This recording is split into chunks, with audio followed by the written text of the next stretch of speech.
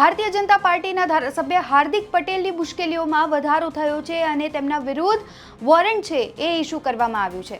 Ahmedabad court દ્વારા આ warrant issue કરવામાં આવ્યું છે। 2018નો આ કેસ હતો જેમાં હાર્દિક પટેલ વિરુદ્ધ વોરંટ ઇસ્યુ કરવામાં આવ્યું છે।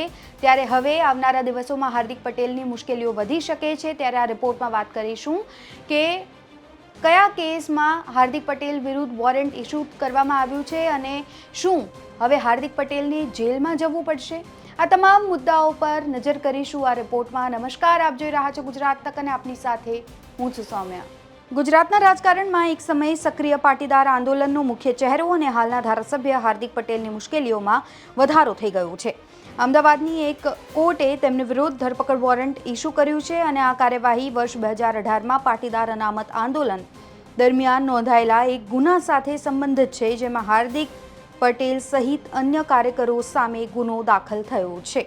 શું હતી ઘટના એની વાત કરી લઈએ। આ ઘટના વર્ષ 2018ની છે, જ્યારે પાટીદાર આંદોલન તેના પૂરજોશમાં હતું। તે સમયે આંદોલનકારીઓએ કેટલાક વિરોધ પ્રદર્શનો કર્યા, જેના ભાગરૂપે હાર્દિક પટેલ, ગીતા પટેલ, કિરણ પટેલ, આશીષ પટેલ અને અન્ય ઘણા લોકો સામે ગુનો નોંધવામાં આવ્યો।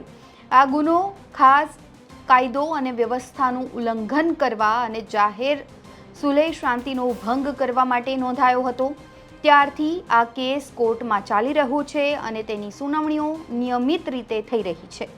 હાર્દિક પટેલ હવે વિરમગામના ધારાસભ્ય છે, પરંતુ ધારાસભ્ય બન્યા બાદ પણ તેઓ આ કેસની સુનાવણી દરમિયાન કોર્ટમાં નિયમિતપણે હાજર નથી રહેતા। કોર્ટની કાર્યવાહીમાં આરોપીઓની હાજરી ખૂબ જ મહત્વપૂર્ણ હોય છે અને વારંવાર ગેરહાજર રહેવું એ કાયદાની પ્રક્રિયાને અવરોધ પહોંચાડે છે। આ જ કારણસર કોર્ટે ધારાસભ્ય હાર્દિક પટેલને અનેક તકો આપી હોવા છતાં તેઓ હાજર ન રહેતા આખરે કોર્ટે કડક વલણ અપનાવ્યું છે। ત્યારે રાજકીય અને કાનૂની પરિણામોની પણ આપણે વાત કરી લઈએ, તેના પર નજર કરી લઈએ તો હાર્દિક પટેલ સામે ધરપકડ વોરંટ ઇસ્યુ થવાથી તેમના માટે કાનૂની મુશ્કેલીઓ વધી ગઈ છે। તેમને હવે કોર્ટમાં હાજર થવું પડશે અને આ મામલે સ્પષ્ટતા પણ કરવી પડશે। આ ઘટનાથી રાજકીય વર્તુળોમાં પણ ચર્ચાઓ શરૂ થઈ ગઈ છે કે શું આ પગલું ધારાસભ્ય હાર્દિક પટેલની રાજકીય કારકિર્દી પર કોઈ અસર કરશે કે કેમ।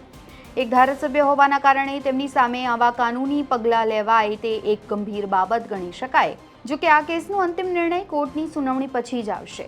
આ રિપોર્ટમાં બસ આટલું જ। ગુજરાતના તમામ મહત્વના સમાચાર જોવા માટે અને જાણવા માટે આપ જોડાયેલા રહો ગુજરાત તક સાથે। નમસ્કાર।